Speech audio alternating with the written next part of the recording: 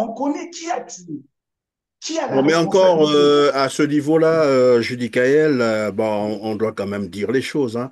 C'est RFI, la Radio France Internationale, qui fait cette interview et tout le monde connaît cette radio qui a d'ailleurs maille à partir avec les Africains, mais on ne comprend pas jusque-là.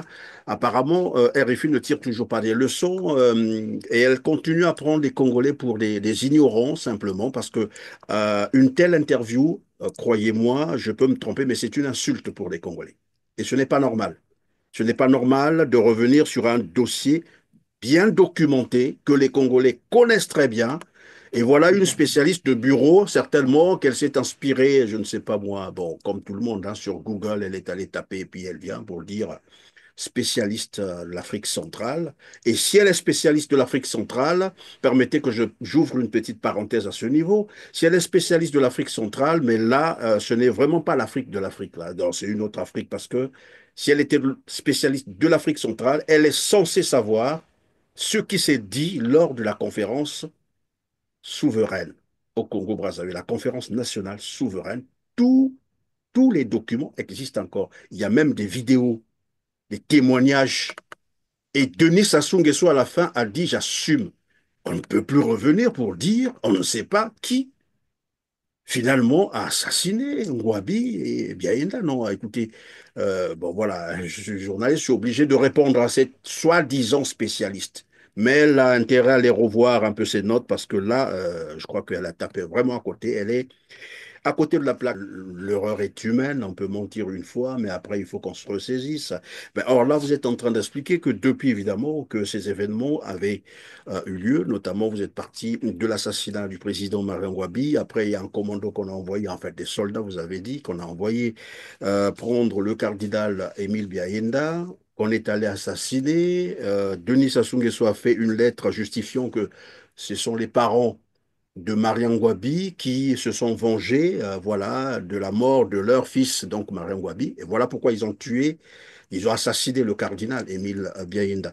Ben alors, mais ce qui est bizarre, c'est que 47 ans après, bah,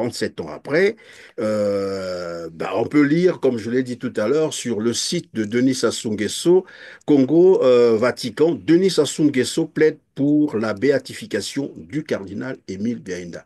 Donc le mensonge continue, se perpétue, comme vous avez dit, c'est un royaume du mensonge, s'il faut l'appeler ça comme ça.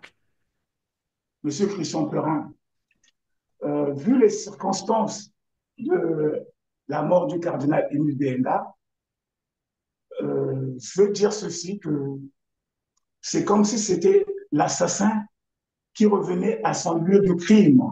Parce qu'on dit toujours, l'assassin revient toujours à son lieu de crime. Aujourd'hui, s'il y a un responsable dans la mort du cardinal Émile Béenda, c'est bien cette personne qui demande sa béatification. Donc, ça concorde pas.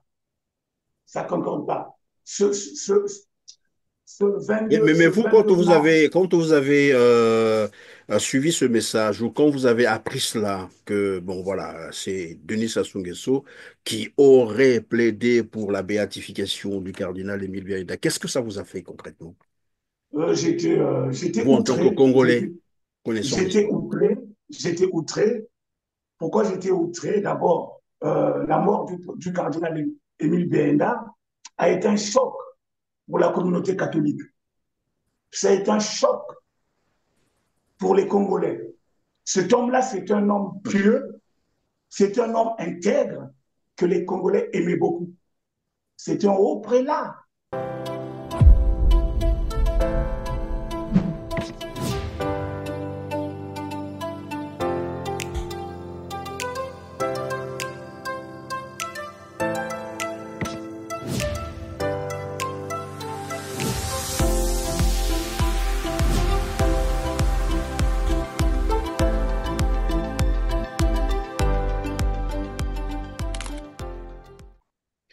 Bonjour et bienvenue, mesdames, messieurs. Ravi de vous retrouver sur R7 en compagnie de Judicaël Bikuta, avec qui nous allons tenter d'évoquer la propagande menée par le pouvoir de Brazzaville sur le dossier béatification du cardinal Émile Biayenda. Une béatification dont le processus a démarré, comme vous le savez tous ou presque, en 1995. Des commissions de l'Église catholique y travaillent avec Vatican. Le dossier, selon les informations que nous disposons, serait presque achevé. Mais seulement, voilà. Depuis son retour du Vatican, où il avait été reçu en visite officielle, Denis Sassou Nguesso tente de faire une récupération politicienne de ce dossier, créant ainsi une confusion qui interroge. Bonjour, Judy Kael Bikuta. Bonjour, Monsieur Christian Perrin. Merci de nous rejoindre sur R7. Alors, vous disiez être offusqué par la campagne de manipulation des consciences en cours par les réseaux du pouvoir de Brazzaville sur le dossier béatification du cardinal Émile Biayenda et qu'il faut nécessairement dénoncer. C'est ça. Exactement, Pour- exactement. Parce que d'abord, avant cette commission-là, parce qu'il y a eu, comme vous l'avez dit, il y avait un processus qui a commencé en 95. Mais avant cela, donc il y avait d'abord la demande. Donc l'Église catholique, après l'assassinat du cardinal Émile Bénard, cet assassinat qui s'est passé par des circonstances vraiment très dures et presque tout le monde connaît comment ça s'est passé. Donc, on va chercher un cardinal à la cathédrale de Brazzaville. Donc, c'est les personnes qui vont chercher le cardinal, ce sont des militaires officiels, ce sont des militaires de l'armée congolaise envoyés par l'état-major du Congo, donc l'état-major de l'armée. Et donc, en cette période-là, nous sommes en crise. Il y a l'assassinat du président Marien Ngouabi Ngouabi, oui. le 18 mars 1977. Et quelques jours après, c'est l'enlèvement du cardinal. Et donc, son secrétaire général de l'époque, Monsieur Lubadila, donc l'abbé Lubadila, reçoit les militaires qui viennent chercher le cardinal. Et donc, ils sont venus chercher le cardinal et ils vont l'emmener à l'état-major. Donc, le président Marien Ngouabi avait l'habitude de le faire venir à la présidence. Donc, l'abbé Lubadila laisse le cardinal partir, sachant que le cardinal va revenir. Mais finalement, le cardinal n'est plus revenu. Alors, vraiment, j'ai entendu, depuis ma naissance, sincèrement, mes frères, mettez-vous à ma place, quel milieu je me trouvais. Alors, j'ai entendu des coups de feu. J'ai fait ça.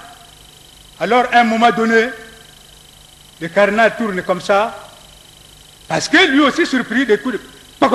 Quand il a fait ça, il a crié « Seigneur !» et il est tombé. Il faut que vous le sachiez. Il est tombé. Alors, je suis resté foutu, complètement. Je n'ai pas vraiment... C'est-à-dire, j'étais perdu. Perdu totalement. Alors, qu'est-ce qui va se passer? Suivez, vous allez voir le film. Parce que c'est important. Qu'est-ce qui va se passer? Alors, le gardien, il va vers le corps. Oh oui, c'est un sorcier. Allez, allons-y, on l'abandonne. Alors, je me suis ressaisi. J'ai dit, mais puisqu'il est mort, pourquoi l'abandonner? Bon, alors, on le prend, on jette dans Djiri. J'ai dit, mais non, mais amenez-le à l'état-major. En tout cas, ils ont soulevé le corps, ils l'ont mis dans la Land Rover. Alors, tous ont fui le derrière, tous dans la cabine. Je suis resté avec le corps et j'étais là. C'est même ça qui m'a sauvé. C'est même ça. J'étais là. En tout cas, j'ai fait couler les larmes. J'ai vu, mais quelle est cette affaire-là? Et donc, ce 22 mars 1977, le cardinal Émile Béenda est assassiné. Aujourd'hui, on parle de la béatification. Euh, donc, la personne qui est à la tête du Congo-Brazzaville Vous ne voulez pas citer son nom, je peux vous aider, Denis Sassou non, Nguesso, et donc voilà. Et voilà. évidemment, je suis allé sur son site, hein, il faut appeler ça comme ça, son site internet, Présidence de la République. Vous lirez évidemment un titre comme ça, Vatican, Congo, Denis Sassou Nguesso demande, sollicite la béatification du cardinal Émile Biaïnda. Et ça a donné l'impression que finalement, c'est lui qui a demandé la béatification du cardinal. Ça donne l'impression, voilà, maintenant là. Mais il ne peut pas, comme j'ai dit, il ne peut pas demander la béatification du cardinal Émile Bénard, étant donné que c'était la personne qui était censée protéger le cardinal Émile Bénard. En cette période de crise, il y a le décès du président Marine Wabi, il y a un haut prélat du Congo, donc le cardinal Émile Bénard, qu'il fallait protéger en tant que ministre de la Défense chargé de la sécurité. Et c'est même lui qui envoie les militaires pour aller le chercher. Donc le cardinal ne revient plus à la cathédrale. Et aujourd'hui, parler de la béatification du cardinal, c'est triste, parce que ce n'est pas à lui de parler de ça. Comme on a Oui, mais dit, probablement, peut-être que le Vatican n'a peut-être pas les informations que vous disposez, qui pourraient peut-être, faire on que va le dire, vous. parce que le cardinal, par exemple, lorsqu'on voit le témoignage de l'adjudant-chef Mamoun, qui fait partie des militaires qui est allé chercher le cardinal à la cathédrale, quand il parle de ce témoignage-là, comment ils l'ont pris de la cathédrale jusqu'à une destination inconnue dans le dans la banlieue nord de Brazzaville. Et c'est dans le but, c'était d'éliminer le cardinal. Parce que c'est à cette époque-là, pour ces militaires-là, qui sont les militaires qui géraient le pays après la mort du président Maï Wabi, et un de ces militaires-là, celui qui était à la tête, celui qui était à la tête, celui qui prenait les Denis Sassou décisions, Nguesso. celui qui Oui. envoie les militaires pour aller chercher le cardinal Émile Béda, Alors, c'est le celui qui même était à la tête, comme vous êtes en train de le dire, c'est bien sûr Denis Sassou Nguesso, alors ministre de la Défense, et je crois aussi à la tête de la chargé cour de martiale. Et donc, c'était lui, en fait, le chef. Parce que même Yombi Opango ne recevra, évidemment, disons, sa consécration d'être, enfin, chef, ou je ne sais pas si c'est président qu'on l'appelait, que par Denis Sassou Nguesso lui-même. Donc, c'est Denis Sassou Nguesso qui tirait toutes les ficelles, en fait, qui commandait en ce moment-là, qui était devenu président par intérim, si on peut se le permettre. Voilà. voilà. Ouais, donc c'est ce qu'on dit. Donc c'est ça.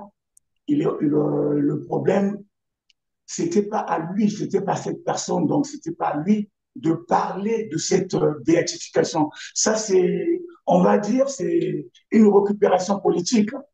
C'est une récupération politique parce que il y a comme on a dit, il y a eu le processus de 95 jusqu'en 2000. La commission est formée en juin 2000, en juin 2003. Et donc le 29 mai 2015, la procédure est terminée. Donc ça veut dire que là, nous attendons juste. C'est imminent, donc c'est bientôt. C'est-à-dire, C'est bientôt. vous êtes en train de dire, Judy Kael, que finalement, le processus avait déjà été amorcé, vous le rappelez là tout à l'heure, depuis 2015, Exactement. et nous l'avons dit dans les titres, et le processus avait presque pris, disons, avait pris, pas presque, avait pris fin en 2015.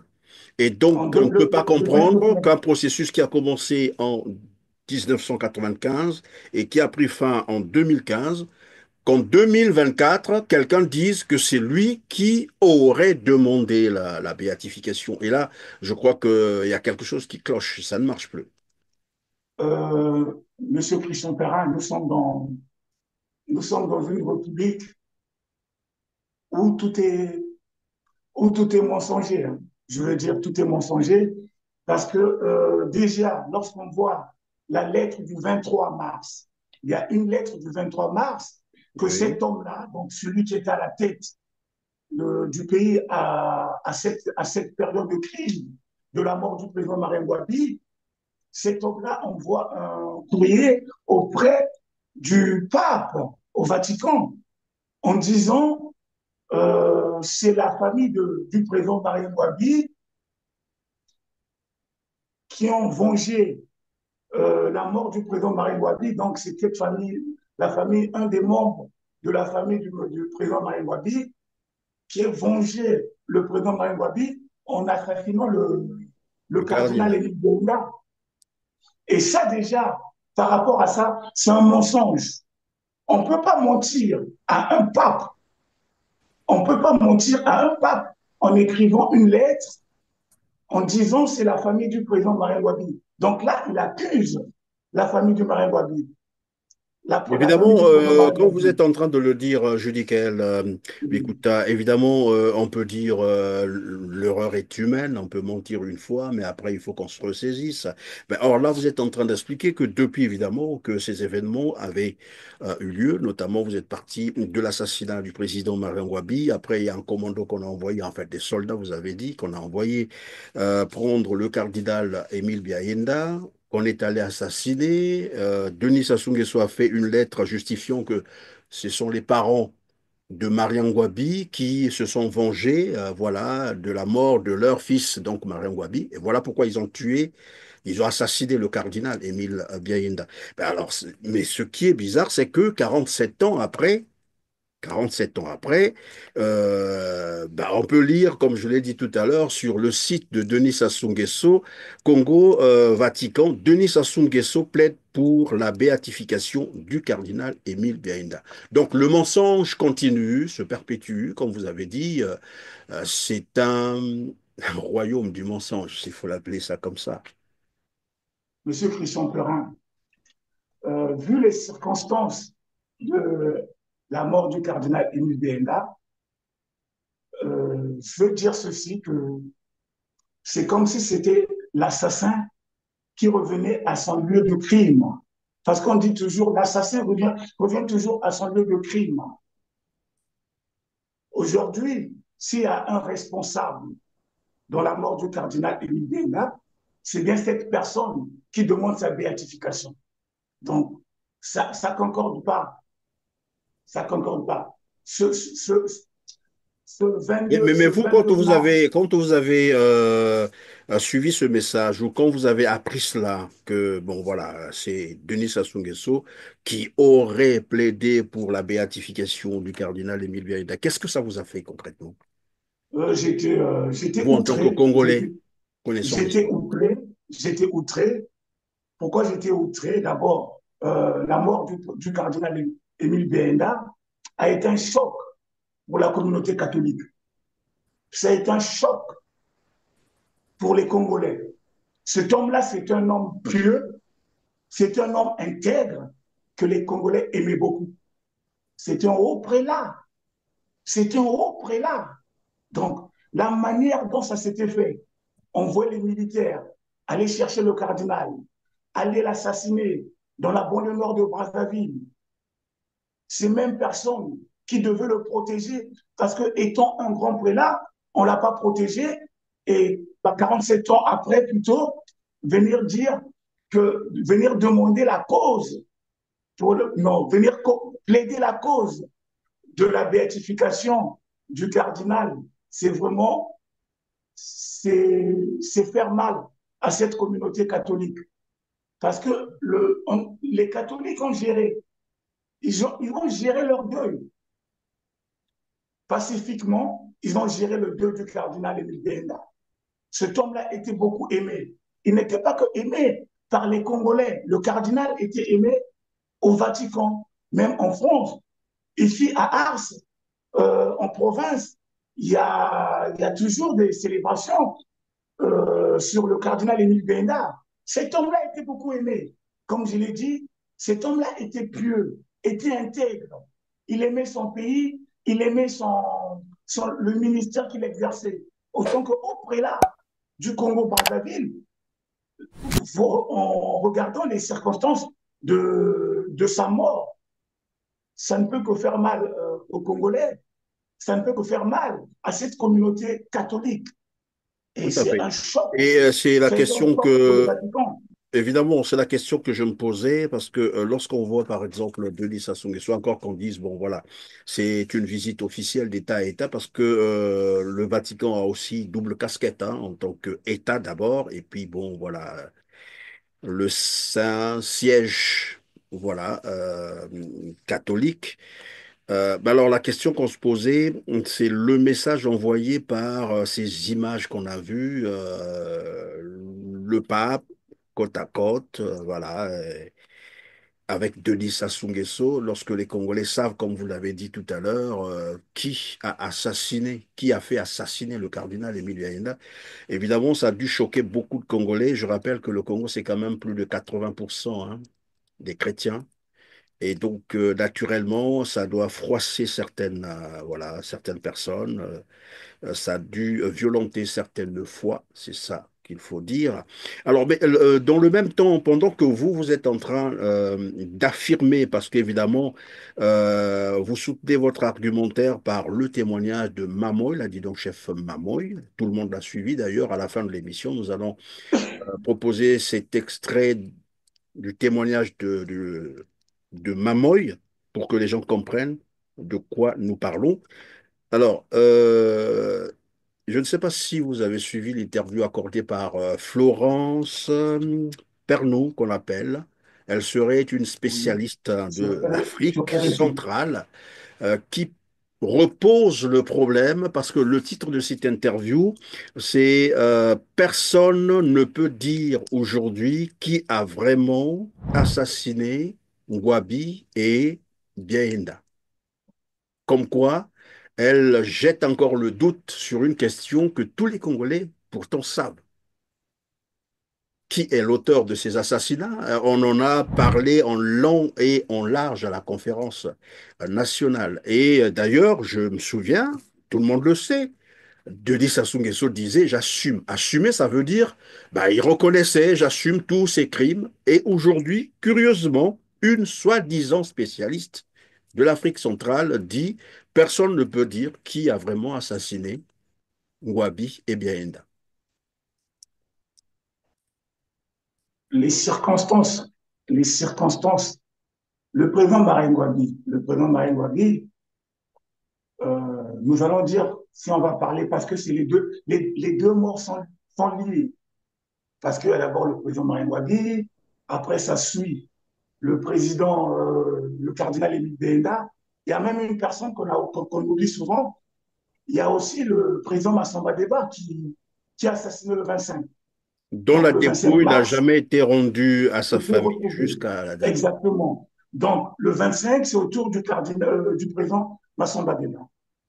De la même manière que ça s'est fait avec le cardinal Émile Benda, on envoie les militaires chez lui pour aller le chercher à la cathédrale de Brazzaville, le ramener dans la banlieue nord de Brazzaville afin qu'il soit exécuté.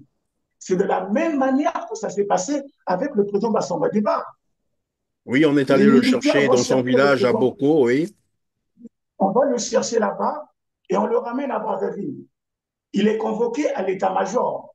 Donc là, je reviens au témoignage de Kondi Akala. Cet homme-là, c'est un grand homme, un grand économiste, euh, quelqu'un d'intègre, M. Kondi Akala. Et M. Kondi Akala, il voit le président Massamba Deba. Il le voit à l'état-major. Il est convoqué par qui?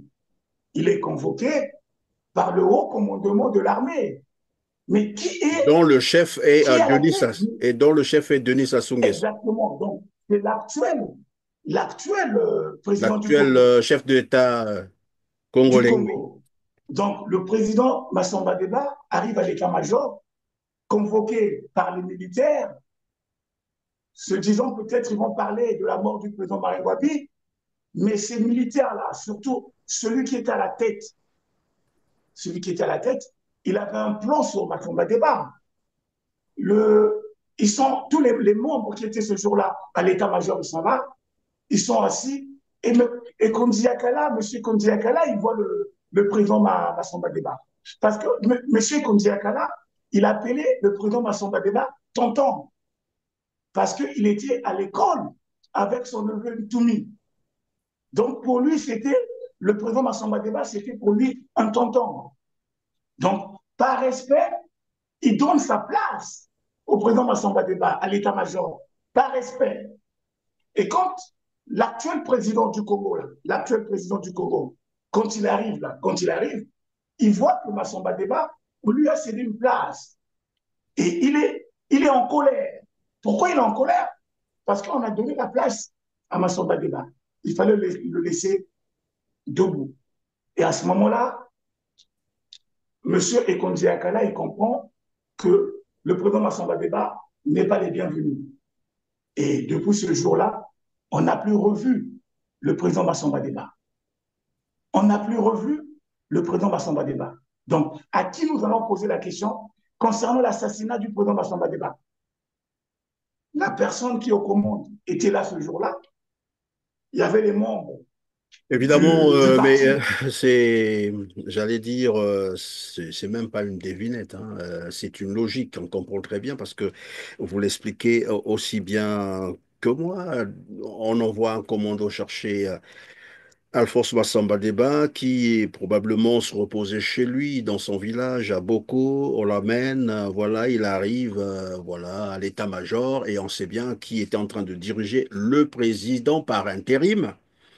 Pendant cette époque, c'était bien Denis Sassou Nguesso. Et donc, vous disiez tout à l'heure, Massamba Deba arrive et Kondiakala se lève pour donner la place comme chez nous, hein. Voilà, on a le respect des grands frères ou des plus grands que nous. Donc, Kondiakala cède sa place à Alphonse Massamba Deba, l'ancien président de la République du Congo, qui prend place. Et Denis Sassou Nguesso arrive. Il est furieux de constater qu'on a donné une place à Massamba Deba de s'asseoir, eh ben, ça ne lui plaît pas, voilà, il hausse le temps, et vous êtes en train de dire. Et depuis là, finalement, Massamba Deba n'a plus jamais été revu. Je l'ai rappelé tout à l'heure, même sa dépouille n'a jamais été rendue à sa famille. Et donc, on peut aisément comprendre qui était l'auteur de cet assassinat aussi. Alors, Judy Kael Bikuta, je crois que nous sommes arrivés à la fin de cette interview. Je vais simplement bien sûr, nous inviter peut-être à un mot de la fin, une préoccupation, un message à passer. Et puis, bon, on va proposer également à la fin de cette émission le témoignage de Mamoy, l'adjudant-chef Mamoy, qui dit tout. Et pour que nos téléspectateurs comprennent évidemment de quoi nous parlons. Alors donc, je vous laisse les quelques secondes qui restent. Peut-être que vous avez un message. Sinon, ben, on met fin. Le message que je vais donner, ça sera quel message? Euh, donc, nous avons les événements, parce que c'est ça, l'interview est partie de là. Nous avons l'événement du 18 mars. Le président Marine Wabi est assassiné. Et moi, je veux dire, le comité militaire du parti, les militaires qui étaient aux commandes, ils savaient qui avait tué le président Marine Wabi. Mais c'est resté un sujet tabou. C'est resté pour les militaires un secret. Pareil pour la mort du cardinal Émile Béna. On ne peut pas envoyer, on peut pas envoyer les militaires aller chercher un gros prélat, aller l'assassiner, et aujourd'hui, on ne connaît pas qui a tué le cardinal, c'est archi faux. On connaît qui a tué, qui a la Bon, mais encore responsabilité. à ce niveau-là, Judy Kael, bon, on doit quand même dire les choses, hein. C'est RFI, la Radio France Internationale, qui fait cette interview et tout le monde connaît cette radio qui a d'ailleurs maille à partir avec les Africains, mais on ne comprend pas jusque-là. Apparemment, RFI ne tire toujours pas des leçons et elle continue à prendre les Congolais pour des ignorants simplement parce que une telle interview, croyez-moi, je peux me tromper, mais c'est une insulte pour les Congolais. Et ce n'est pas normal. Ce n'est pas normal de revenir sur un dossier bien documenté que les Congolais connaissent très bien. Et voilà une spécialiste de bureau, certainement qu'elle s'est inspirée, je ne sais pas moi, bon, comme tout le monde, hein, sur Google, elle est allée taper et puis elle vient pour le dire spécialiste de l'Afrique centrale. Et si elle est spécialiste de l'Afrique centrale, permettez que j'ouvre une petite parenthèse à ce niveau. Si elle est spécialiste de l'Afrique centrale, mais là, ce n'est vraiment pas l'Afrique de l'Afrique, là. C'est une autre Afrique parce que si elle était spécialiste de l'Afrique centrale, elle est censée savoir ce qui s'est dit lors de la conférence souveraine au Congo-Brazzaville, la conférence nationale souveraine. Tous, tous les documents existent encore. Il y a même des vidéos, des témoignages. Et Denis Sassou Nguesso, à la fin, a dit, j'assume.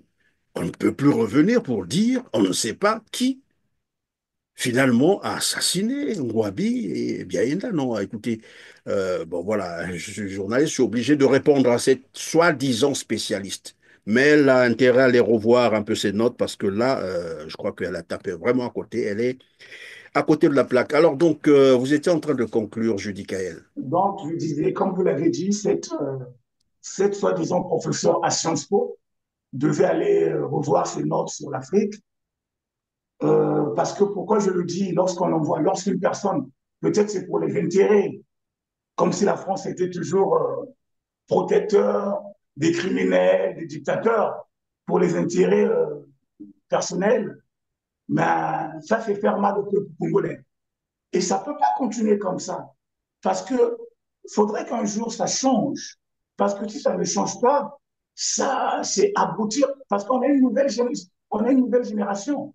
Et cette génération-là doit connaître exactement ce qui s'était passé en cette période douloureuse du 18, 22 et 25 mars. Donc, continuer dans cette manière-là, ou de cacher la vérité, de ne pas dire la vérité, C'est ou clairement, l'influence. là, comme qui dirait, la dénégation, c'est-à-dire un déni de tout, des crimes. C'est même un crime, en fait. Le déni des crimes, c'est un crime. Voilà.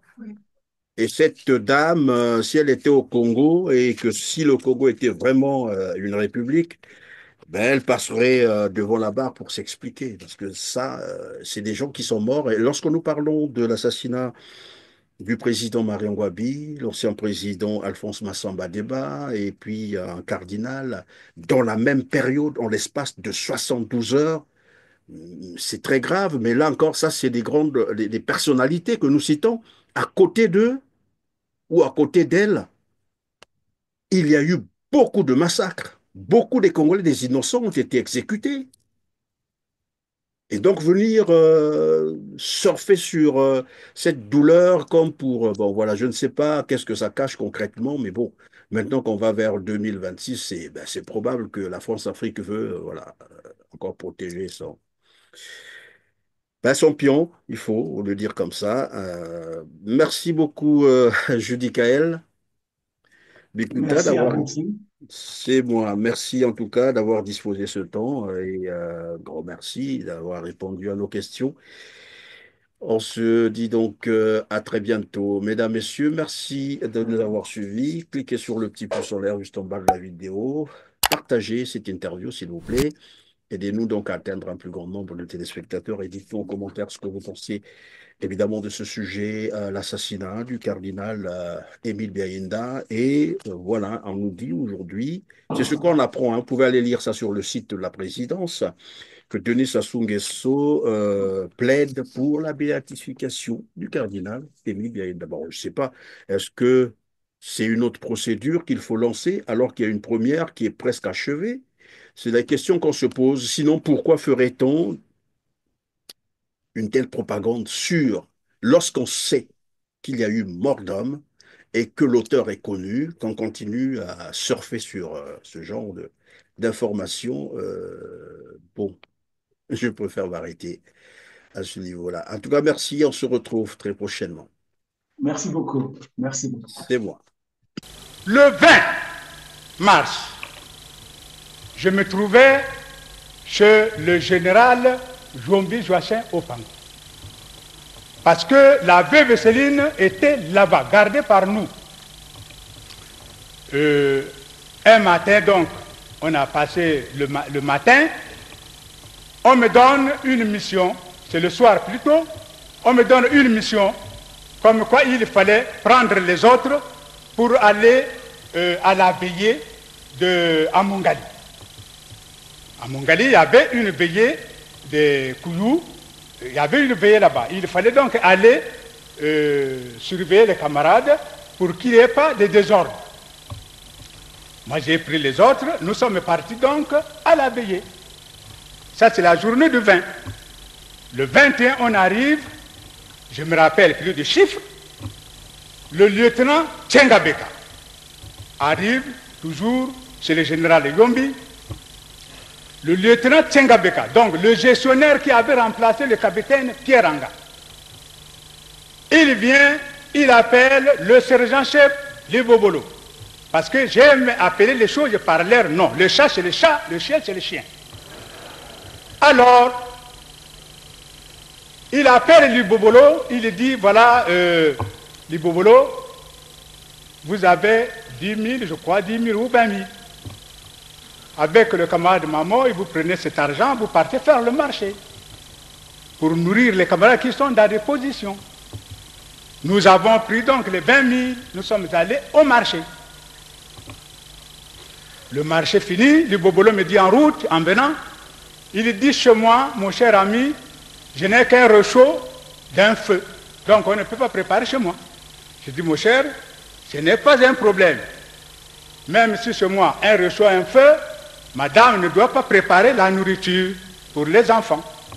Donc allons chez moi. Nous sommes partis chez moi et on a donné tout à mon épouse. Cette dernière a préparé et après, j'ai scindé donc la nourriture en 2 tranches. J'ai pris une tranche, j'ai laissé au chaud. Et la première tranche, on a amené, on a distribué. Commencé d'abord par la présidence de l'état-major. On est descendu, on est arrivé donc chez le général Yombi, là où étaient d'autres camarades. Cependant, le général se trouvait donc au ministère de la Défense. Alors, on a donné la nourriture. Nous sommes restés là avec des amis. Le soir, toujours la journée du 21, je vais donc à la maison pour récupérer, donc prendre la nourriture qui est restée pour venir nourrir les camarades. J'ai pris la nourriture, j'ai fait les mêmes opérations. J'arrive aux alentours de 18 heures. C'est le général Yombi Ampila. Et les petits qui étaient avec moi à la veillée vont me dire, mais vraiment, sous-officier, on ne comprend pas. Bon, on nous a dit qu'on doit encore renforcer ceux qui sont à l'état-major. Je dis, ah non, ça c'est des problèmes. Mais comment on nous fait balloter comme ça? Oh non, mais vraiment, c'est ce qu'ils ont dit. Je suis allé voir l'adjudant et Valé, qui était là. J'ai dit, mon adjudant, mais qu'est-ce qui se passe? Pourquoi? Il dit, non, mais on vous a envoyé renforcer les autres. J'ai dit, mais il n'y a que moi qui va renforcer les autres, mais comment? Il dit, mais nous avons des chefs. Je n'ai pas respecté. J'ai pris les camarades et nous sommes partis. On arrive, moi je dis, mais je ne connais même pas les mots de passe, bon, vous voyez les temps et tout, comment? Nous sommes, malgré ça, on est parti. On arrive à l'état-major. Je vais voir mon ami le capitaine Tétou, à l'époque lieutenant. Je dis, mais mon lieutenant, mais je ne comprends pas, bon. On me dit qu'il faut qu'on vienne ici et tout. Il me dit, bon, pas de problème, on passe la nuit ici. Nous avons passé la nuit à l'état-major. Et le lendemain, donc du 22, le matin, je sors de l'état-major, je vais chez moi, à la maison. J'arrive à la maison, je prends mon petit déjeuner, je reviens, j'arrive, je trouve donc les camarades au ministère de la Défense, ils étaient là. Quand ils nous ont vu venir, on a réparti donc les groupes. Vous partez donc manger. En attendant, nous restons ici. Comme ça, à votre retour, nous aussi, nous partons manger.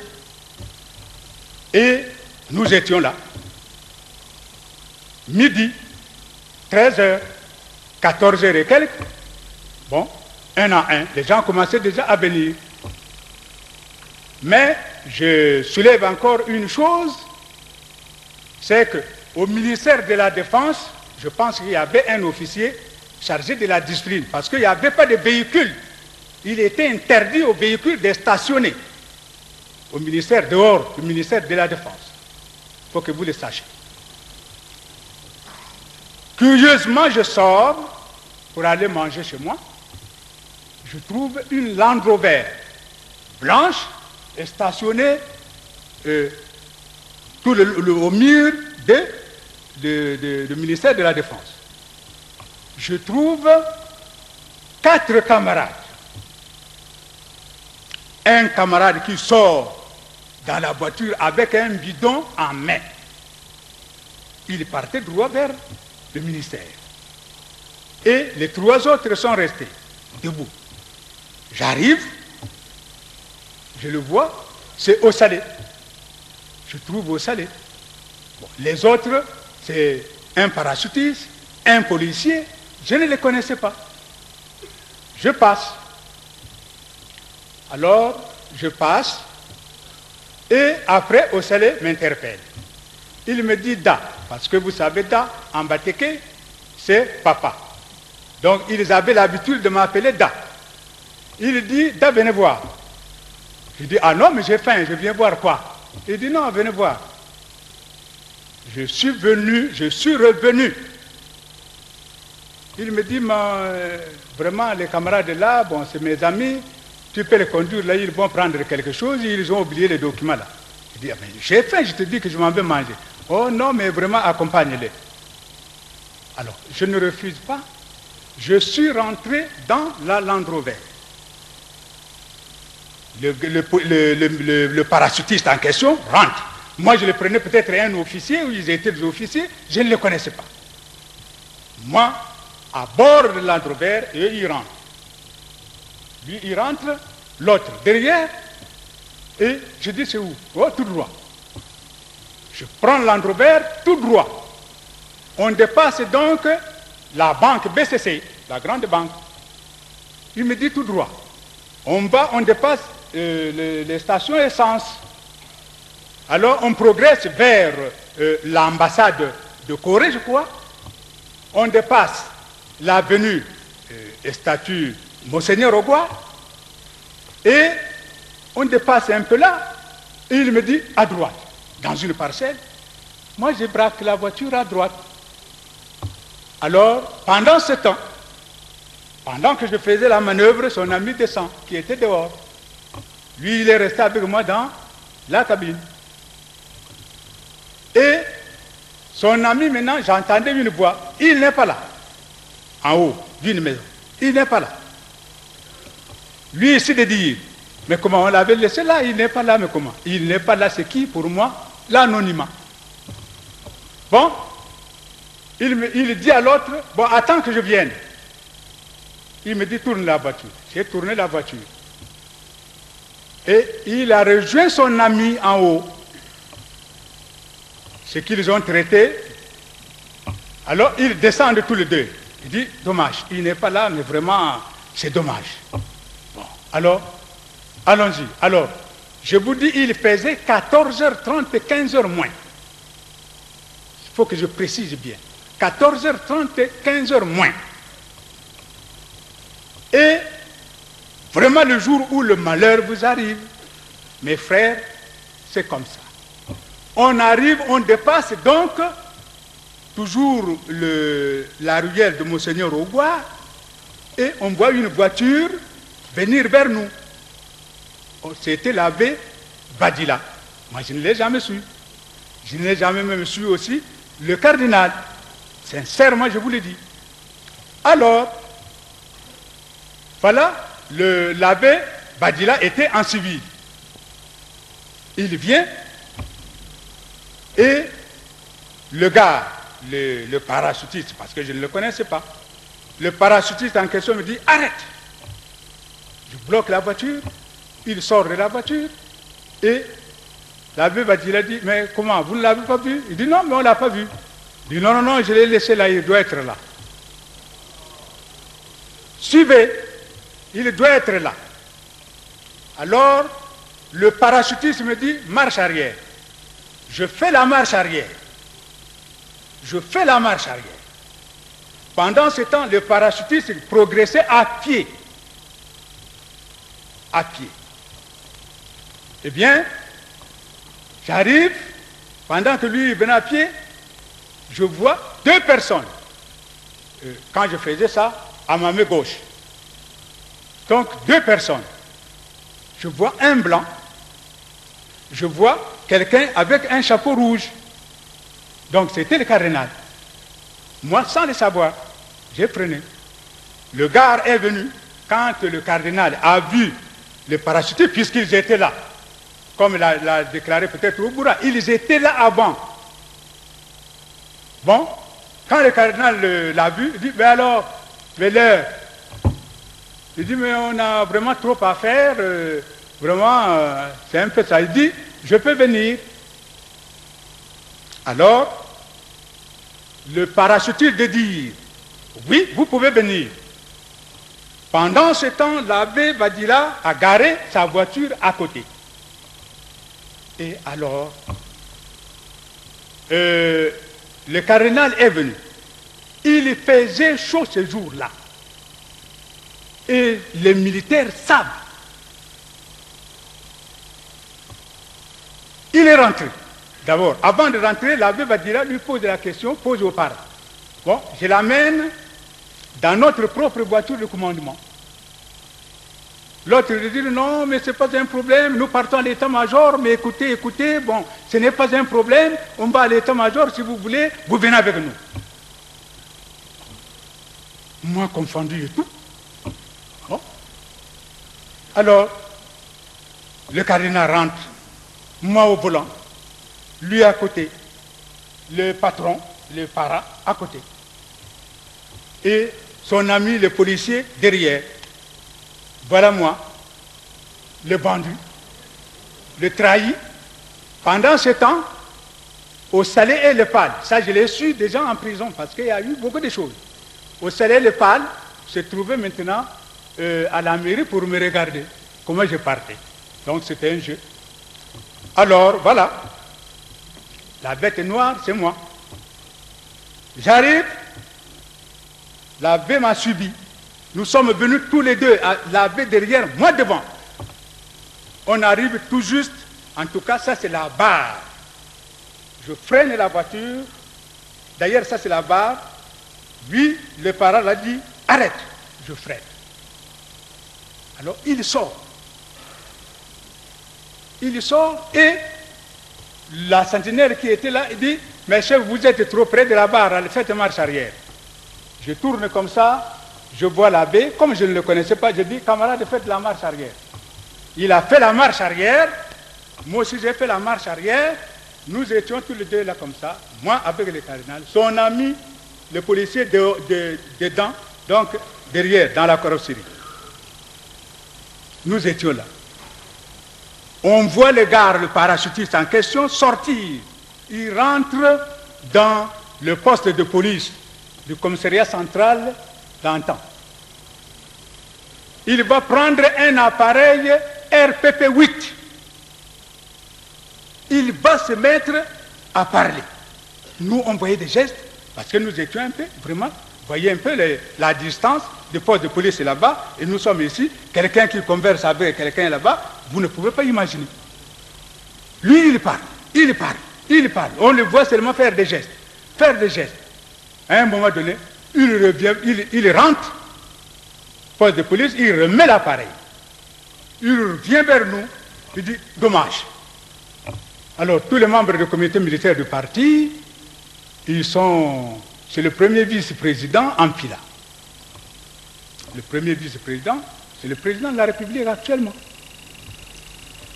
Alors, il me dit, écoutez, faisons Pila. Bon. Mes frères, moi aussi, je ne sais pas, je prends le volant et on va vers Pila. Moi, je croyais, parce que quand j'avais contourné la voiture, je croyais que le monsieur, l'abbé donc me suivait. Nous avons pris tout droit. Donc, je lui dis, mais comment? Oh, tout droit. Tout droit, on est arrivé, on est sorti par la grande poste. On a pris donc la route de Monoprix, tout droit. On arrive à Hydro-Congo. Hydro-Congo. On prend donc chez Barnabé, tout droit. On dépasse chez le général Yombi. Je vois, on dépasse un peu chez le président Sassou. à la main-d'œuvre, il me dit, arrête. Je freine, j'étais là. Donc, il sort. Nous nous sommes restés tous les deux, le cardinal et moi. Je jette un coup d'œil derrière, je ne vois pas les policiers. Alors, j'ai senti qu'on dirait qu'il y a quelque chose qui ne va pas. Je suis sorti. Je sors, je m'en vais donc. Je sors, j'abandonne donc le cardinal à l'intérieur. Je vais, comme pour le rencontrer. Je les aperçois venir, mais ils étaient maintenant 4. Ils sortaient donc de chez le général. Général Yombi. Alors ils étaient 4. Je vois comme ça. Suivez mes frères, c'est important. C'est la vie des gens. Voilà pourquoi dans ce pays, les gens sont morts pour rien, les innocents. Alors, ils viennent, moi aussi je venais, j'aperçois le neveu au président, l'immortel Marien Ngouabi Koumou, avec un père. Je vois Joka, le chauffeur donc des missions de madame la veuve Céline, et le parent en question et le policier. Donc ils étaient 4. Avec moi, ajoutez 5. Bon, je dis aux parents, je dis, mais camarades, qu'est-ce qui se passe? Il me dit, non, je suis du comité militaire du parti, chargé des enquêtes, d'instruction et tout. Bon, il y a eu une situation ici, c'est que Massamba Deba a accusé le père là, donc on m'a envoyé faire un peu les instructions et tout. Je dis, ah, mais si c'est ça, moi je ne conduis pas. Moi je ne conduis pas, je n'ai pas eu mission de conduire, mon frère. Curieusement, et je le comprends, curieusement, analyse faite, je sais que le cardinal voulait que je sois là pour que aujourd'hui cette vérité soit connue. Ça c'est sûr. Alors, qu'est-ce qui va se passer? Je partais. Le gars m'interpelle. Joka maintenant au volant. Le gars m'interpelle, il me dit, bon, mais même si vous ne conduisez pas, bon, mais venez un peu assister parce que vraiment, je dis non, mais j'ai faim. Il dit non, venez seulement, bon, mais restez seulement derrière. Vraiment, mes frères, ça ne fait rien. Je suis rentré, cette fois-ci, derrière. Joka a pris le volant. Et lui de poser d'abord la question au cardinal. Mais frère, comment? C'est là où j'ai vu qu'il n'y aura rien. Il dit, mais frère, mais comment vous voyez la mort de Marien? Le cardinal de dire, mais la mort de Marien, nous l'avons appris, tout le monde, bon, il a été attaqué dans le palais et tout par un commando, bon, mais après, il a démarré. Et devant là-bas, c'est la conversation, ça a parlé, en tout cas, on partait lentement. Lentement.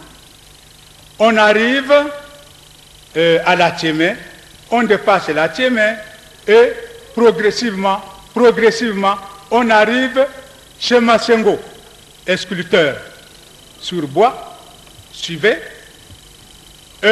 On arrive chez Massengo, sculpteur sur bois. Voilà les militaires du régiment blindé qui vont nous arrêter. Mais puisque moi je suis reconnu par mes frères, j'ai servi au régiment blindé, voilà pourquoi je vous disais que faut que je fasse état de ma vie militaire. Puisque les militaires du régiment blindé me connaissent, ils nous ont arrêtés. Mais je pense que l'adjudant qui colie, je ne sais pas s'il était là, mais je ne l'accuse pas. Mais s'il était là, je crois qu'il barrait les frontières, on ne pouvait pas peut-être passer. C'est une parenthèse. Alors, ils viennent, ils me voient, ah, ancien comment? Je dis non, ça va. Bon. Ils nous ont laissé passer.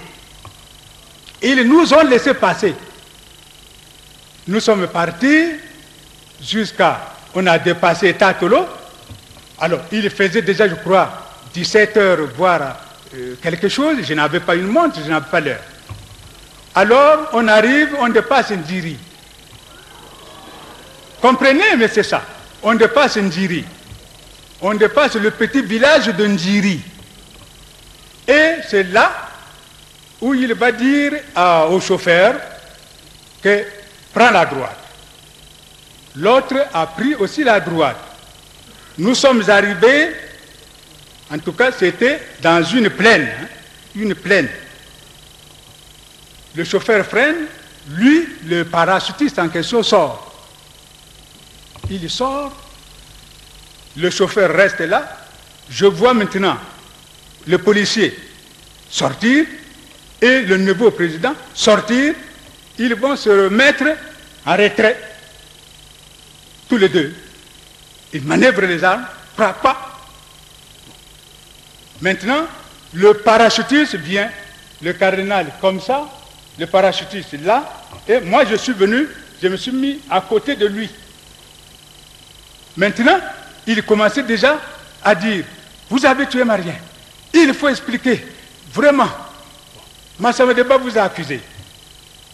Le cardinal lui dit, est-ce que vous avez la preuve? Si on appelle Massamba Deba, il peut prouver la preuve ici, que moi c'est moi qui suis à l'origine de la mort de Marien. Alors, en tout cas là, pour moi je croyais, parce que je suis quand même un ancien militaire, un ancien sous-officier, l'enlèvement c'est pas quand même vraiment, pour les militaires, ils sont ici les officiers, c'est pas quand même vraiment en pleine journée mes frères. Je n'avais pas cette idée dans ma tête. J'étais perdu, je n'avais pas cette idée. Et voilà, brutalement, je ne sais pas ce qui lui a été arrivé, il commençait à s'énerver là.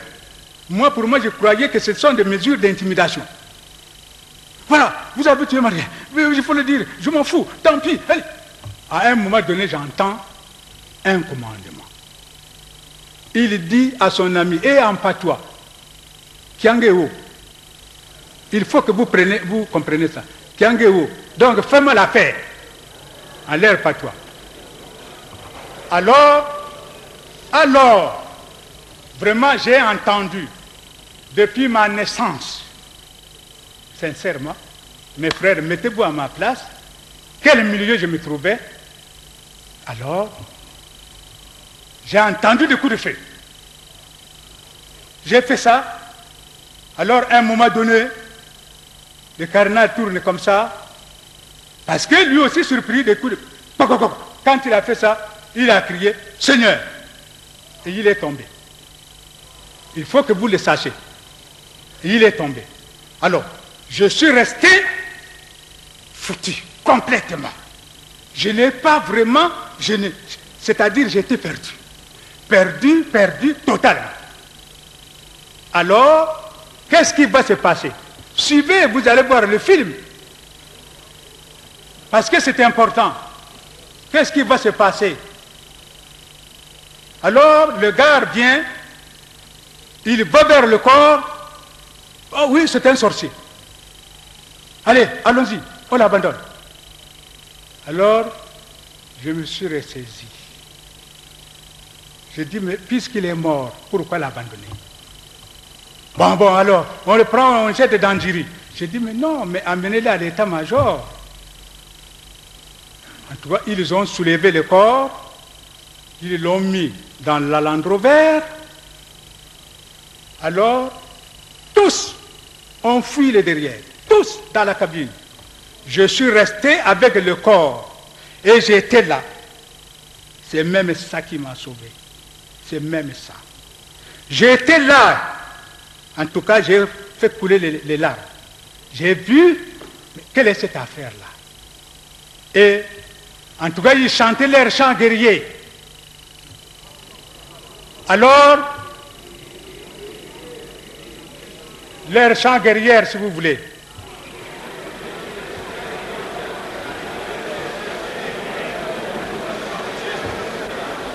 Suivez. Suivez, c'est important, mes frères. Je suis dépassé, vous me voyez là.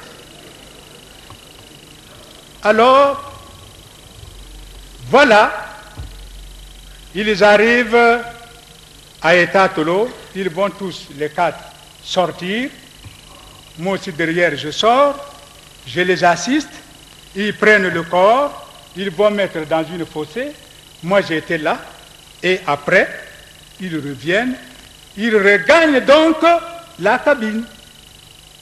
Moi j'étais maintenant seul. J'étais seul. Et on arrive, Brazzaville était déjà alerté. On arrive donc au village de Massengo Esculteur. En tout cas, il y avait des projecteurs. Tout était clair, même l'aiguille tombait pour ramasser. Alors, on entend une voix, halte là. Le chauffeur, Joka, arrêté. Et j'entends une voix m'interpeller. Maman, venez ici. Alors, cette fois-ci, j'ai pris mon courage. Je dis, je ne viens pas, je ne connais rien, je ne viens pas. Il répète, maman, c'est l'adjudant qui t'appelle, viens ici. Je dis, mon adjudant, je ne viens pas, je ne connais rien. Appelle celui-là, mais vas-y, appelle lui qui connaît la situation, moi je ne connais rien, je vous dis. Et il a appelé l'adjudant Kikoli, il est capitaine, retraité, il n'est pas mort, il est là. Et ce qu'il a dit à Kikoli, c'est le Kikoli connaît. Et ils nous ont laissé passer. On arrive à la Tchémé, barrage. Il est sorti, il est allé présenter peut-être sa carte là-bas. Le jour du 22, vous pouvez faire les investigations, qui est celui qui était de garde ce jour-là. Ce qu'il avait dit là-bas, je n'en sais rien. Bon, il est allé, ce qu'on lui a dit, je n'en connais pas. Il est revenu. Et ils étaient toujours 4 dans la cabine. Et voilà le monsieur. On arrive toujours chez le général Yombi. Ils abandonnent la Land Rover, parce que c'est là où nous étions pour garder la veuve Céline. Alors le général n'était pas là, il était au ministère de la Défense. Alors, ils abandonnent la voiture, ils fuient tous. Moi, je vais vers mon ami de corvée, le sergent-chef de Bobolo. Je dis, beau frère, mais ce n'est pas vrai. Mon salut m'a mis dans des problèmes. Voilà ce qui s'est passé, voilà. Il dit, c'est vrai. Je dis, mais c'est vrai. Mais je ne fuis pas. Ça, je le lui ai dit. Je ne fuis pas, j'attends pour que je dise vraiment tout ce qui s'est passé. Et j'étais à même le sol, là où étaient les amis, chez la veuve Céline. À 3 heures du matin, aux environs, quelque chose,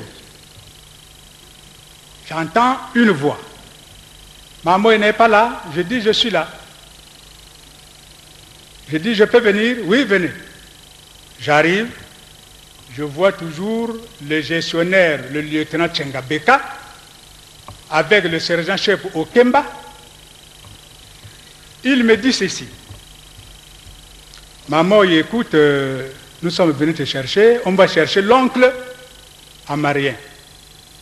Donc, c'était un vieux qui travaillait, je ne sais pas s'il travaille à Sakomi, Sakomi. On l'appelle l'oncle O. Pour certains militaires ils le connaissent. On l'appelle oncle O.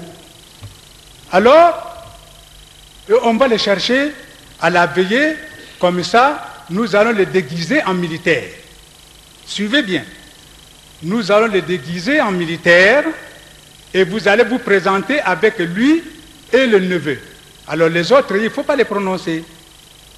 Je dis, ah non, mon lieutenant, moi je ne sais pas mentir. Je ne sais pas mentir. Il dit, écoute, nous avons eu les ordres de chef, donc c'est comme ça, tu dois dire ça, il faut dire ça. Je dis, mais moi, enfin, ça c'est lui qui le dit. C'est lui qui le dit. C'est lui qui peut venir nous dire ici quel est le chef. Alors, moi je dis, mais enfin, moi je ne comprends pas. Bon, moi, vraiment, ça m'embête. Il dit, non, il n'y a pas de problème, mais bon, c'est comme ça. Alors, moi je dis, bon, et puisque vous voulez que ça soit comme ça, allons-y. Nous sommes partis. On est allé à Poto, on a manqué l'oncle, à Mongali, on a manqué l'oncle, on est allé à Talangaï, c'est là où ils vont toquer la porte, l'oncle ouvre, eux ils rentrent. Et ils m'ont laissé dans la voiture, j'étais seul. Ils ont conversé, je vois maintenant l'oncle sortir en tenue militaire. Alors, les camarades de membres, les membres de Saint-Pé savent, ils avaient vu l'oncle avec moi. Ils les avaient vus, ils sont là. Ce n'était pas le parent qui était avec moi, ce n'était pas les policiers qui étaient avec moi, ce n'était non plus les Ossalais, les autres, les Obura et tout. Mais moi j'ai été représenté comme un bandit. Ça c'est leur prétexte qu'ils ont cherché à voir. D'ailleurs, c'est la première version, il paraît, pour ceux qui avaient suivi la radio, un bandit a pris les parents et est allé tuer le cardinal sur la route du Nord. Il faut l'abattre. Mais c'est un jeu. Alors voilà, suivez mes frères. Moi j'ai pas besoin de ça. Moi, je n'ai pas besoin de ça. C'est des moments tristes. Je n'ai pas besoin de ça. Alors, et nous sommes arrivés à l'état-major, au ministère de la Défense. Alors, moi, pris comme un bandit, avec l'oncle en question en militaire, voilà, on va me présenter avec le neveu, Koumou. On me pose la question. Tous les membres du comité militaire étaient là. Ils me regardaient. Et le premier vice-président, le président actuel, c'est lui qui m'a interrogé. Il dit, et alors, mais c'est vous qui avez conduit les parents? J'ai dit, les parents? J'ai dit, oui, j'ai dit ce que Tchengabeka dit. Oui, c'est moi. Mais alors, vous, en tant qu'ancien militaire et tout, les civils tuent quelqu'un et vous, quelle était votre défense? J'ai dit, mais dans quelles circonstances, comme telles circonstances, mais mon commandant, qu'est-ce que je pouvais vraiment faire? Il dit, vous pouvez disposer. Je suis sorti, je descends, j'arrive et je reste un moment. Le colonel Kouma, à l'époque, je crois, lieutenant, il vient vers moi. Il me dit, bon, maman, est-ce que vous connaissez là où ils ont enterré le corps? J'ai dit, mais oui, mais ça a été à Toulon. Bon, allez-y avec les paras, vous prenez le corps, faites vite, vous prenez le corps et vous allez l'emmener à l'hôpital général. Je dis, oui, d'accord. Je suis parti. Alors, sans le savoir, hein, je suis parti, je monte dans la Jeep et alors bourré des paras. Il y avait des paras. Je rentre. Alors, c'est par là où je dis vraiment le cardinal avec moi. Même si je vis aujourd'hui, c'est grâce à lui. Ça, je vous l'assure et je vous le dis. Je suis arrivé. Alors, je voyais déjà les gestes des camarades militaires. Ça, il y a un aspect qui, vraiment, ça n'allait pas. Alors, parce que ce n'est pas quand même tout le monde qui est contre vous. Hein. Quelqu'un vient vers moi, il dit, mais vous êtes bête, on va vous exécuter. Alors, quand il a dit ça, en tout cas, le sang a jailli dans mes veines. Alors, je ne pouvais plus vraiment me contenir. Je suis sorti. Je saute de la voiture, je cours vers le ministère de la Défense. Ils disent, il fuit. Je dis, je ne peux pas fuir mes frères, je n'ai rien fait, je vous dis, je ne peux pas fuir. Ils vont alerter le premier vice-président, le président actuel. Alors, il descend avec ses gardes-corps. Mais en tout cas, c'était les militaires. Il y en a qui sont prêts dans la salle. Ils ont vu ces films. Maman, je veux te rentrer. Je dis, mais vous me rentrez par rapport. Moi, je ne connais rien. Vous me rentrez comment? Il dit, je vais vous rentrer. Je dis, mais vous me rentrez, mon commandant. Moi, je n'ai rien fait. Vraiment, je n'ai rien fait. Alors, là, quand c'est comme ça, moi, je commençais déjà à crier. J'ai dit que ça ne devienne pas l'affaire de Batéké. Moi, je suis un Batéké, alors on peut prendre maintenant cette affaire-là sur quel angle? Alors, quand j'ai fait ça, j'ai vu le neveu. J'ai dit, mais alors, mon cher secrétaire, mais voilà celui qui a tiré sur le cardinal, mais voilà, c'est celui-là, pourquoi on ne l'amène pas? Et on peut seulement m'amener. Et je ne sais pas ce qu'ils ont eu.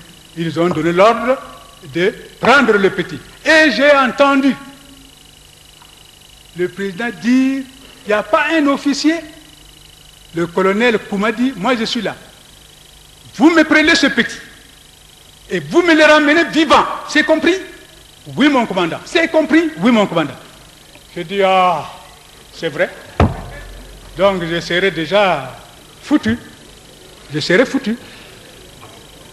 Alors, mes frères, et maintenant là, pour me prendre, me mettre dans la maison, c'était des problèmes. C'était des problèmes. En tout cas, vraiment, je ne pouvais plus. J'ai été dépassé, je ne pouvais plus. On me met là, les Aqualas sont venus et tout. J'ai dit vraiment, tuez-moi maintenant ici. Je veux que je dise même un mot au peuple. Je veux. Mais qui pouvait me donner la parole? Alors, la force d'un seul, ils m'ont mis donc dans la salle. Je rentre comme ça. Alors, le fameux oncle en question, allez, il est parti puisque déjà c'est fini. Il est allé à la maison. Alors, je ne sais pas comment ils ont fait pour rattraper tous ceux-là. Et je rentre, je trouve au Salé, je trouve le pâle, je trouve le neveu, je trouve en fait presque tout le monde. Je trouve Yoka, je trouve, sauf Obura. Sauf Obura. Alors, j'ai dit au Salé, vraiment, ce n'est pas possible, c'est vraiment... C'était le problème. À tel instant, ils ont vu tellement je faisais de bruit, ils étaient obligés de nous emmener au camp de Kenzou. Nous étions au camp de Kenzou. Alors, à 23 heures, je crois, quelque chose, voilà le jugement. Et on me donne un lieutenant de Nokinga qui vient avec des militaires. Alors, camarades, prenez le nom. Allez, prenez le papier, écrivez. Alors, s'il ment et tout. J'ai dit, mais je n'ai pas menti. Je n'ai pas menti. Alors, quand je voulais toucher l'aspect de problème de Tchenkabeka, non, pas question de Tchenkabeka et tout. Alors, je dis, bon, faites comme vous comprenez. Et après, ce n'est qu'à la synthèse que la vérité commençait déjà à jaillir. Et ils sont partis, ils m'ont laissé, nous étions là. Voilà vers, je crois, minuit, 1h, ils reviennent pour la synthèse. Et ils sont venus. J'entends une voix. Alors, où est ce fameux Mamoy là? Je dis, je suis là. Venez ici. J'arrive. C'est le lieutenant Boès, c'est le commandant Boès, à l'époque le lieutenant. Il me regarde. Il dit, oui, mais c'est un assassin. C'est un bourreau qu'on a choisi pour tuer les gens. Donc, ils ont fait des commentaires. Ça, c'est leur commentaire. C'est un bourreau. Moi, j'étais tranquille, j'étais assis. Je ne disais pas un mot. J'étais assis. Alors, il était aussi lui-même surpris. Il va demander aux parents, est-ce que tu le connais? Il dit non, je ne le connais pas. Il demande au policier, tu le connais? Non, je ne le connais pas. Il se regarde. Il dit, mais comment on peut partir en mission avec quelqu'un qu'on ne connaît pas? Mais ce n'est pas vrai.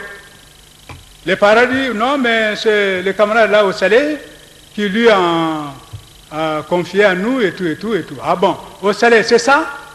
Et alors, quand vous étiez chez le cardinal le matin, Mamou était avec vous? Non.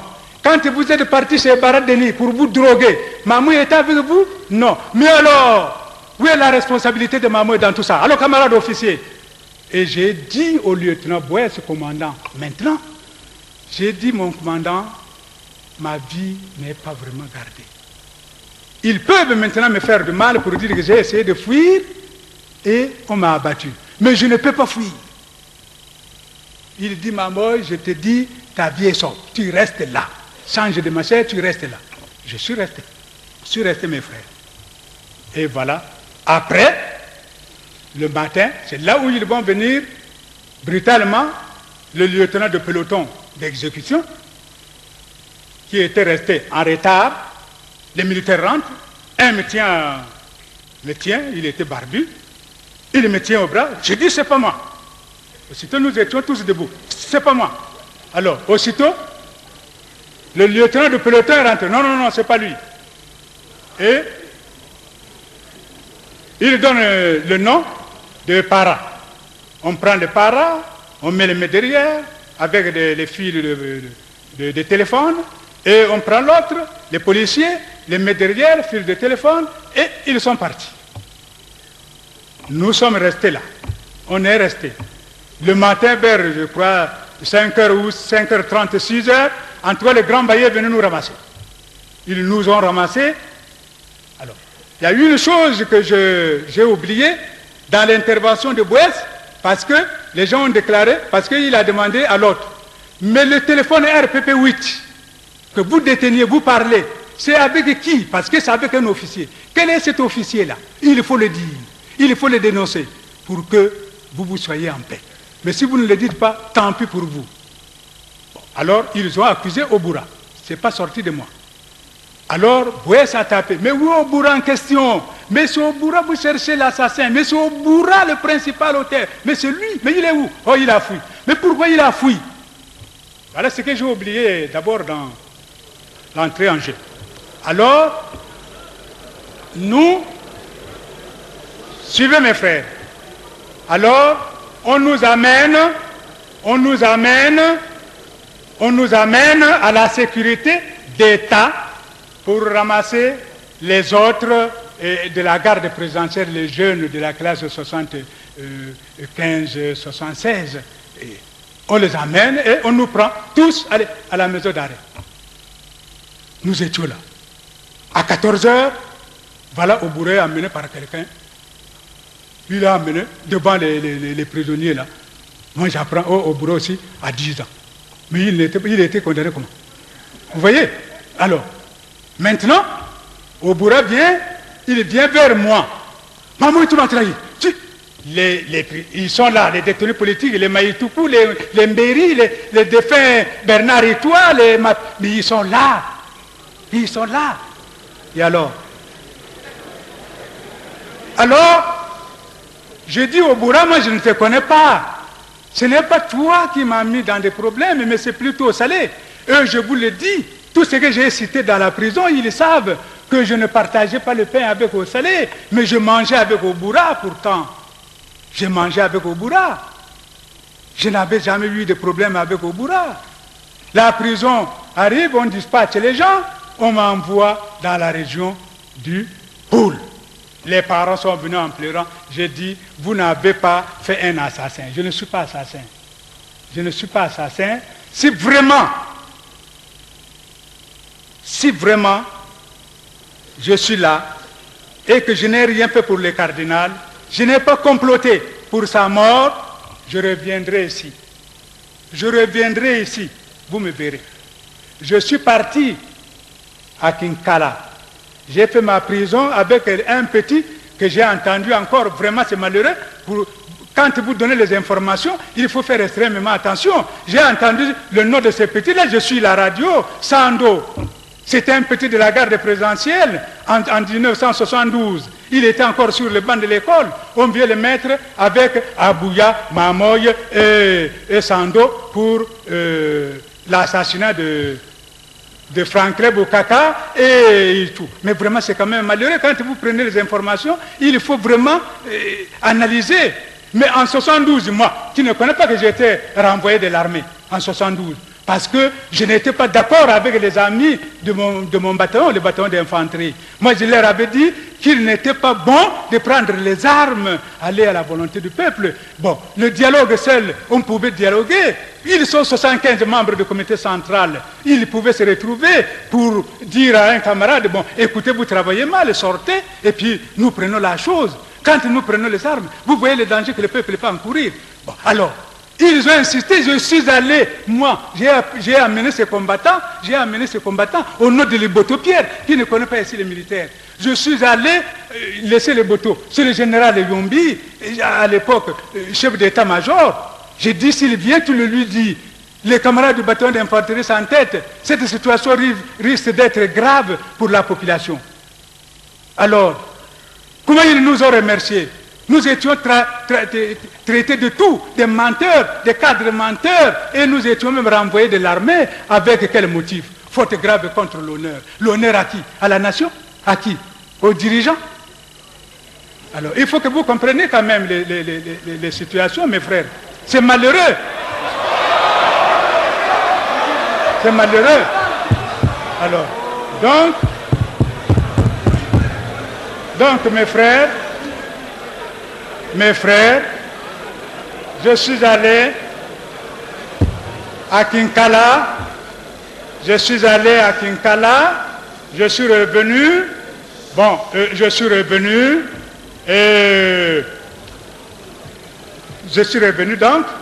et voilà une décision en 79 qui va nous libérer, et le chef d'état-major, le général Thomas Ngolo, ici présent, nous appelle, il nous dit, voilà, vous devrez réfléchir, bon, où on peut vous utiliser et tout.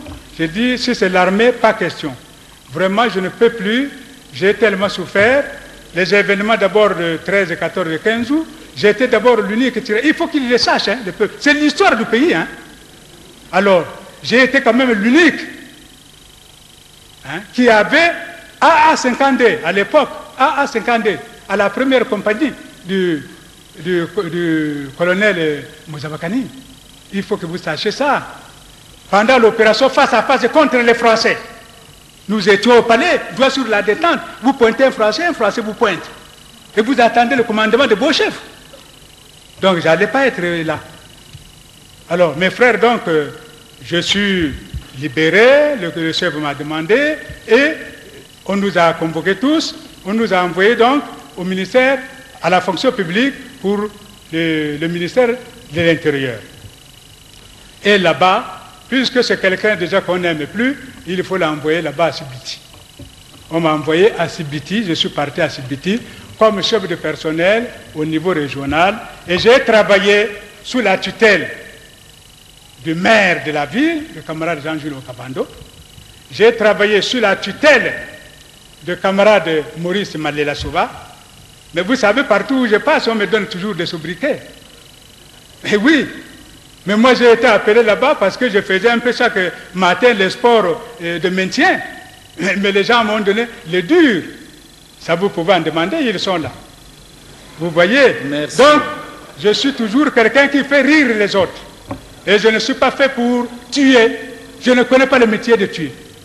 Voilà, camarade président du Présidium, ce que j'avais à déclarer. Que les gens ne mentent pas.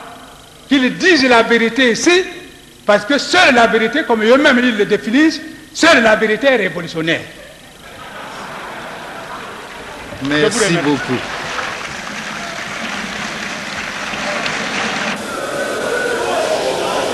J'ai suivi avec beaucoup d'intérêt quelques interventions, dont certaines ont requis ma présence. Je suis venu, Monseigneur, je suis le magistrat militaire colonel Ibarra, ancien directeur de la sécurité d'État sous Marien Ngouabi, de 1975 au 16 mars 1977. Je vous dirai pourquoi tout à l'heure. Je voudrais modestement, Monseigneur, donner suite aux questions que se sont posées certains conférenciers ici et solliciter à l'occasion votre haute attention pour ce qui va suivre.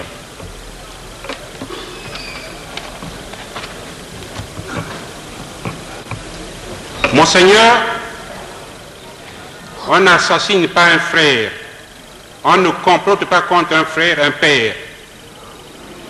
Jeunes officiers, j'ai accepté et j'en avais les capacités de diriger les services spéciaux congolais.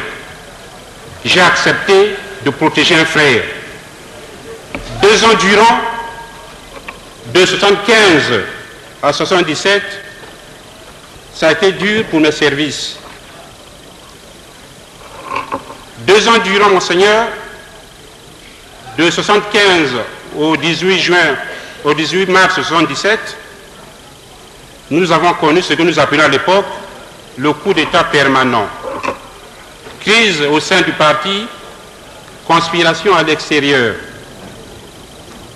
Monseigneur, je suis seulement surpris de voir qu'aujourd'hui, ce sont ceux-là même, les conjurés d'hier, ceux de 66, de 70, de 72, 75, 76, je suis surpris, Monseigneur, de voir que ce sont ceux-là même qui hier ont sablé du champagne comme Marielle et restent seuls dans une forêt au nord du pays.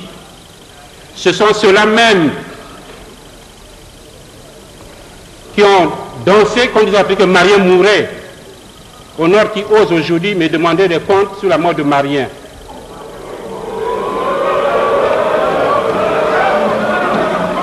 Monseigneur, on ne falsifie pas l'histoire.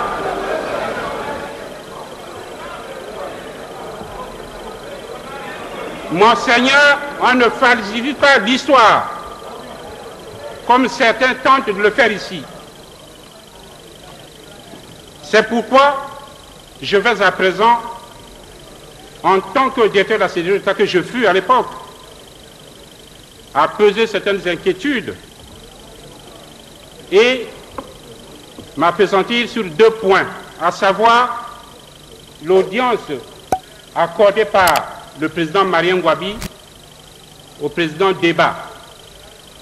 Et le deuxième point de mon intervention va porter, je vais expliquer pourquoi le 18 mars, je n'étais pas à Brazzaville. S'il vous plaît, s'il vous plaît.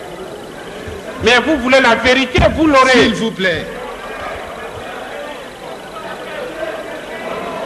Je vous demande